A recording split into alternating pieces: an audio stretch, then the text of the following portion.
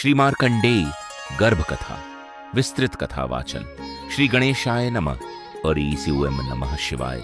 हे श्रोतागण, आज हम उस दिव्य कथा का श्रवण करने जा रहे हैं जिस कथा में गर्भ भी तपस्वी बन जाता है, जिस कथा में मृत्यु भी हार मान लेती है और जिसमें भक्ति स्वयं अमृता बन जाती है। यह कथा है चिरंजीवी श्री मार्कंडेय अर्षि की गर्भ कथा। एक मृकंडु अर्षि का आश्रम। बहुत प्राचीन समय की बात है। भारतवर्ष में एक महान तपस्वी रहते थे, ऋषि मृकंडु। वे वेदों के ज्ञाता, धर्म के आचार्य और शिव के परम भक्त थे। उनकी पत्नी भी पतिव्रता, धर्मपरायण और अत्यंत शुद्ध हृदय वाली थी।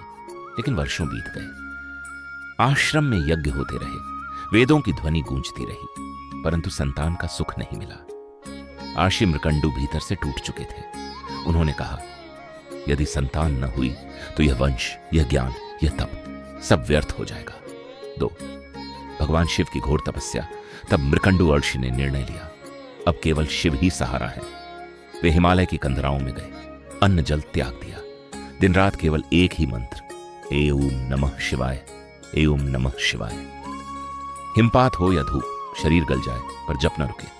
वर्षों की तपस्या के बाद भगवान शिव प्रसन्न हुए। 3 वरदान और गर्भ का रहस्य शिव जी प्रकट हुए और बोले, वत्स मृकंडु, वर मांगो। ऋषि ने कहा, प्रभु मुझे एक ऐसा पुत्र दीजिए जो धर्मात्मा, ज्ञानी और आपकी भक्ति से युक्त हो। भगवान शिव बोले, 2 वरदान हैं, एक दीर्घायु लेकिन सामान्य पुत्र, 2 अल्पायु लेकिन महान शिव भक्त पुत्र, चुन लो। मृकंडु ऋषि ने बिना रुके कहा, प्रभु अल्पायु परंतु महान। शिव मुस्कुराए और बोले, तथास्तु, तुम्हारे घर एक अद्भुत आत्मा जन्म लेगी। 4 गर्भ में चेतना का जागरण। कुछ समय बाद अर्षि की पत्नी गर्भवती हुई, लेकिन यह साधारण गर्भ नहीं था। गर्भ में ही वह आत्मा जागृत थी, गर्भ में ही वह आत्मा सुन सकती थी, गर्भ में ही वह आत्मा समझ सकती थी। जब माता जप करती यूएम नमः शिवाय तो गर्भ में वही ध्वनि गूंजती। कहा जाता है मार्कंडेय ने गर्भ में ही शिव का ध्यान किया। माता जब सत्संग सुनती, गर्भ में वह आत्मा ज्ञान पीती। 5 गर्भ में शिव दर्शन। एक रात जब माता गहरी ध्यानावस्था में थी, गर्भ में अद्भुत प्रकाश फैल गया। भगवान शिव स्वयं गर्भ में प्रकट हुए। शिव ने कहा, वत्स तुम्हारा जीवन अल्प होगा, पर तुम्हारी भक्ति तुम्हें अमर बना देगी। गर्भ में उस बाल आत्मा ने मानसिक रूप से प्रणाम किया। यही कारण है मार्कंडेय जन्म से पहले ही अर्षि थे। 6 जन्म और बाल्यकाल समय आने पर एक तेजस्वी बालक ने जन्म लिया। आकाश में देवताओं ने पुष्प वर्षा की। अर्षियों ने कहा, यह बालक साधारण नहीं है। उसका नाम रखा गया।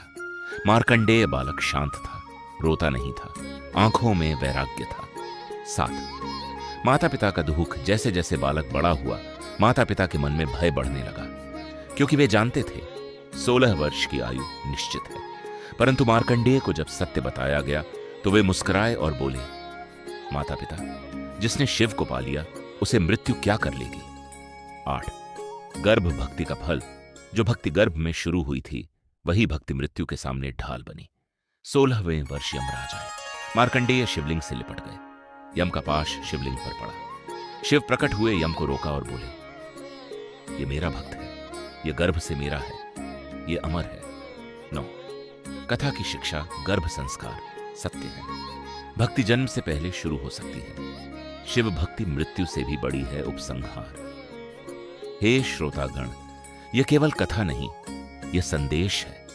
जो गर्भ से शिव का हो जाए, वह संसार का नहीं रहता।